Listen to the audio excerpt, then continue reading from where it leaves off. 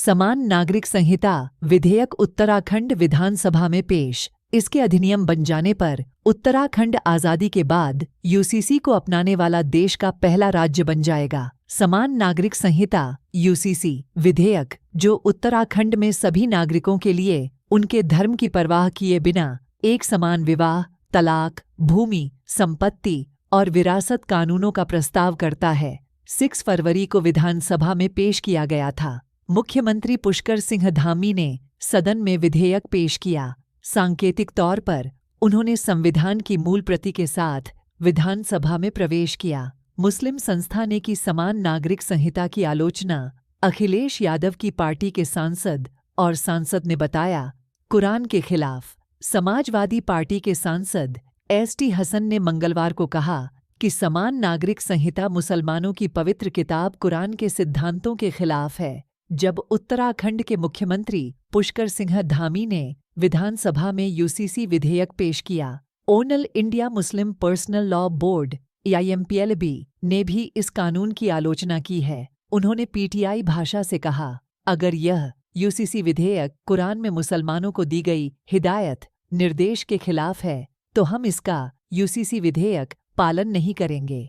अगर यह हिदायत के अनुसार है तो हमें कोई दिक्कत नहीं है। All India Muslim personal law board के कार्यकारी सदस्य मौलाना खालिद रशीद फरंगी मोहल्ली ने कहा कि कुछ समुदायों को इससे छूट दी जाएगी। क्या यह यूसीसी आने पर सभी कानूनों में एकरूपता होगी? नहीं, बिल्कुल भी एकरूपता नहीं होगी। जब आपने कुछ समुदायों को इससे छूट दी है तो एकरूपता कैसे हो सकती है? हमारी कानूनी समिति अध्ययन करेगी। उन्होंने कहा, मसौदा तैयार किया जाएगा और उसके अनुसार निर्णय लिया जाएगा। यूसीसी बिल का वादा भारतीय जनता पार्टी ने 2022 के उत्तराखंड विधानसभा चुनाव में किया था। जब विधेयक कानून बन जाएगा तो यह विवाह, तलाक, विरासत आदि को नियंत्रित करने वाले व्यक्तिगत धार्मिक कानूनों की जगह ले लेगा। राज्य विधानसभा में भाजपा के स्पष्ट बहुमत के कारण विधेयक पारित होने की उम्मीद है। कांग्रेस का कहना है कि वह यूसीसी के खिलाफ नहीं है। कांग्रेस ने आज कहा कि वह यूसीसी के खिलाफ नहीं है, बल्कि जिस तरीके से इसे पेश किया जा रहा है उसके खिलाफ है। उन्होंने कहा, हम इसके समान नागरिक संहिता खिलाफ नहीं हैं। सदन कार्य संचालन के नियमों से चलता है, लेकिन भाजपा लगातार इसकी अनदेखी कर रही है और संख्या बल के आधार पर विधायकों की आवाज को दबाना चाहती है। यह सही है। विधायकों को प्रश्नकाल के दौरान सदन में अपने विचार व्यक्त करने का अधिकार है, चाहे उनके पास नियम 58 के तहत प्रस्ताव हो या अन्य नियमों के तहत।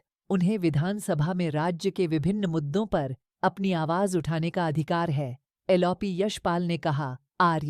उत्तराखंड के पूर्व सीएम और कांग्रेस नेता हरीश रावत ने कहा कि राज्य सरकार और मुख्यमंत्री विधेयक पारित करने की उत्सुकता में नियमों का पालन नहीं कर रहे हैं। उन्होंने एएनआई से कहा, किसी के पास ड्राफ्ट की कॉपी नहीं है और वे इस पर तत्काल चर्चा चाहते हैं। केंद्र सरकार उत्तराखंड जैसे संवेदनशील राज्य का इस्तेमाल प्रतीकात्मकता के लिए कर रही है। अगर वे यूसीसी लाना चाहते हैं तो इसे केंद्र सरकार द्वारा लाया जाना चाहिए था।